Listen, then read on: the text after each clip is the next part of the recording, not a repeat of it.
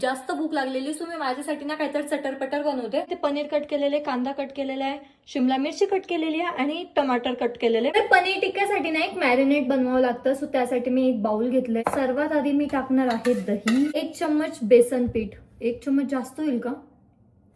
थोडं कमी करते. बेसिक मसाले टाकते त्यात.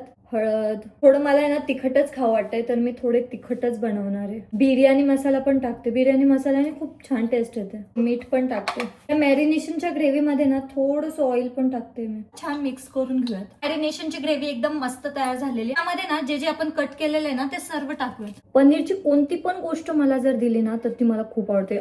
ऋषीला आणि मला दोघांना पनीर खूप जास्त आवडतं. आम्ही कच्चं पनीर सुद्धा खातो. ते छान एकदम मस्त कोट झालेले आहे. यामध्ये ना सर्व व्हेजीज, पनीर सर्व असं टाकूयात मस्त एकदम लाईनीत. वाव, हे किती भारी दिसते. जसं ते आपण रेस्टॉरंट मध्ये खात नाही का पनीर टिक्का, एकदम प्रॉपर त्या काडीमध्ये राहतो, सेम तसं दिसतंय. पनीर टिक्का बनायला फक्त 25 सेकंद बाकी आहेत. छान असं गोल गोल गोल गोल फिरलं आणि एकदम ग्रिल झालंय.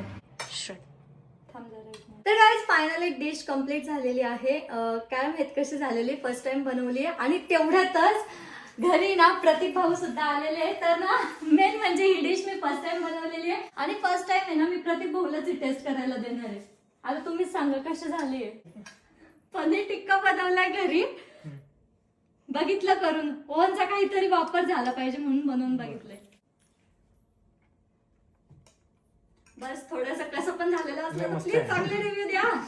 चांगला एक नंबर. पनीर टिक्का खूप दिवसांचा बनवायचा होता. जेव्हापासून मायक्रोवेव्ह घेतलेलं होतं तेव्हापासून मला हेच बनवायचं होतं. फायनली बनलेलं आहे आणि प्रतीक भाऊने एकदम भारी रिव्ह्यू दिलेला आहे, म्हणजे छान झालेला असेल. Hope so.